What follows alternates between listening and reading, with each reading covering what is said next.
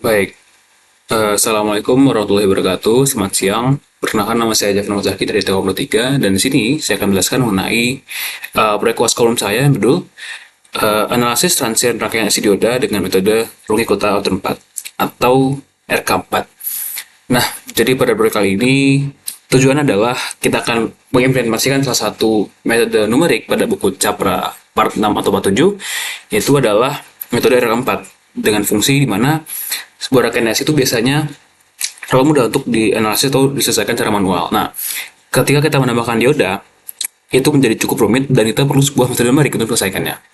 Nah, di sini saya akan menggunakan RK4, di mana RK4 ini adalah salah satu metode numerik untuk menyelesaikan kesamaan diferensial gitu dengan rumus sebagai berikut. Dan di sini untuk yang RK ordernya saya menggunakan RK4, di mana RK4 ini akan memiliki 4 slope dan itu bisa memperkirakan harga nilai-nilainya itu dengan lebih akurat. Dengan H adalah step size-nya gitu. Nah, untuk persamaan diferensial yang dihasilkan adalah sebagai berikut. Uh, jadi ada DVC dibanding DT dan juga ini ada rumus-rumusnya. Sedangkan untuk arus I pada tegangan dioda itu singkat saya adalah I sama dengan V sumber dikurang V kapasitor dikurang V dioda. Jadi ini adalah yang diferensialkan dan kemudian V dioda itu rumusnya singkat saya adalah N dikali VT dikali ln I per IS plus 1. Jadi itulah persamaan Shockley yang saya pakai di sini. Ini Shockley diode equation. Nah, untuk mengimplementasikan pada sebuah program, saya pertama gunakan yang namanya referensi dulu. Jadi dari referensi online ada kode sancar. Di sini ya mengimplementasikan RK4 pada bahasa C gitu. Ini adalah bagian yang paling simple. Jadi dari kode ini akan saya kembangkan menjadi sebuah program. Nah, bagaimana cara menyelesaikan programnya? Untuk input data dari program ini menggunakan sebuah data CSV dengan format ada R, ada C, ada C, kapasitornya ada farad, ada juga V source, yaitu dalam bentuk volt. Untuk tegangan sumbernya ada ini itu adalah ampernya. Kemudian adalah V transient, ada juga V0, dan setelah waktu-waktunya.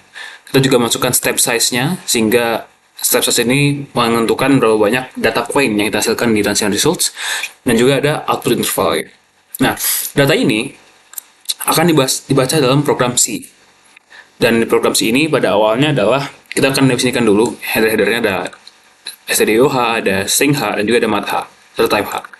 Kemudian kita define semua define cons-nya. Ada max panjang ini untuk maksimal sebuah line, ada max data yaitu maksimal line pada transient data, dan juga ada max time steps yaitu maksimal steps biar tidak terlalu besar. Kemudian kita ada membuat data struct untuk menyimpan data-data pada program ini. Karena kalau misalnya menggunakan variable yang biasa itu terlalu banyak datanya untuk satu buah hal. Nah, di sini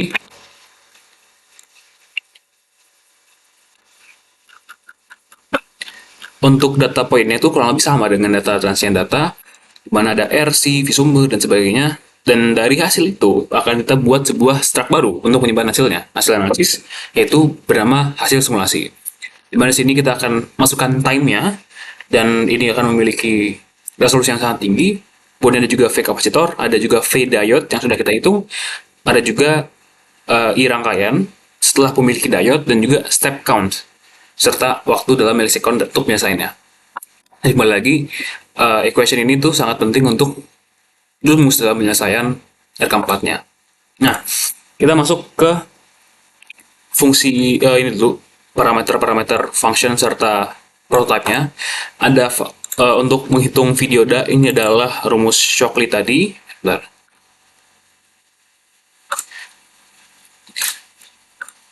Oke, jadi ini dua ini merupakan implementasi untuk yang Shockley, di mana ada untung V untuk diodanya juga untuk arus untuk diodanya. Kemudian ada turunan dari dioda itu sendiri, jadi menggunakan yang rumus ini. Kemudian ada juga range kuta 4, di mana kita akan menganalisis rangkaian IC dioda dengan function range kuta seperti ini. Dan juga ada fungsi read input dan juga write output untuk ke CSV. Untuk cara kerja awalnya adalah di sini di main kita akan alokasikan memori dulu pakai ya pakai malloc, dan di sini dia akan membaca file dari transient data CSV dalam folder data IO dan disimpan pada variabel ini. Nah, kemudian kita akan memasukkan processing untuk setiap sirkuit yang ada di transient data, di mana untuk masing-masing dia akan memanggil range QTRC, dan dari range QTRC dia akan membuat analisis untuk masing-masing rangkaiannya gitu. Dan setelah selesai, kita akan analisis outputnya dengan berikut, di mana kita akan printf sesuai dengan statistik yang dihasilkan. Dan terakhir, di outputnya kita write pada sebuah transient results untuk dianalisis, dan kita terakhir karena menggunakan malloc kita free dengan free all results.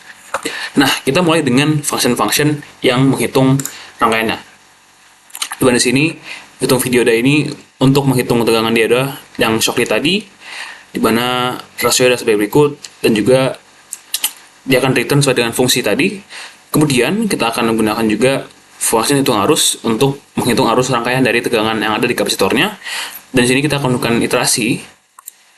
Dan pada awal tuh kita akan estimasikan tanpa dioda. Jadi setelah iterasi ini, dia akan menganggap bahwa ada dioda, dan jika tidak bisa reverse current, kita akan bilang bahwasannya IGAS itu tuh harus memiliki parameter sebagai berikut, karena kalau misalnya seperti itu akan menghasilkan error. Kemudian ada juga fungsi turunan untuk diode sirkuit ini, yaitu ada dv per dt sebagai berikut, di mana parameter-parameter ini kita akses menggunakan pointer untuk yang tadi, dan dia akan return sesuai dengan I per C-nya, karena V sama dengan I per C. Next, ada yang namanya function rungikuta, di mana di sini kita akan mengambil semua parameter inputnya, dan juga kita inisiasi variabelnya. Dan di sini dia akan menginput awal-awalnya dulu, variabel awal-awalnya, dan dia akan memanggil yang namanya K1, K2, sampai K4. Ini merupakan instruksi dia akan mengambil clock, dan di sini akan mengambil turunan dari masing-masing K1 sampai dengan K4. Nah, untuk implementasi K1 sampai K4-nya adalah menggunakan cara seperti ini. Nah, ya. Oke, jadi akan hitung turunannya, dan kita akan cukup memanggil pada masing-masing K1 dengan K4. Dan terakhir kita sumkan untuk K1 sampai K4-nya, dan kita dapatkan step count. Terakhir setelah kita selesai, ini tuh akan membuat parameter yang sudah diselesaikan. Terakhir ini reach input untuk membaca menggunakan input parsing, di mana kayak menggunakan string token dengan berbagai koma karena CSV. Dan sini saya akan masukkan pada pointer-pointer untuk inputnya, kemudian dia akan saya baca. Dan terakhir untuk write output juga sama dengan berbeda. Sekarang saya function header kita tulis dulu, kemudian juga ada input rangkaian yang akan dibandingkan dengan outputnya, dan hasil simulasi akan di write dengan format yang sama seperti dengan file header-nya gitu.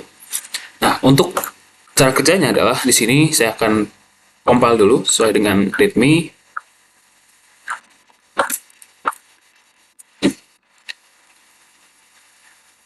Oke, setelah di-compile, ini saya hapus dulu aja.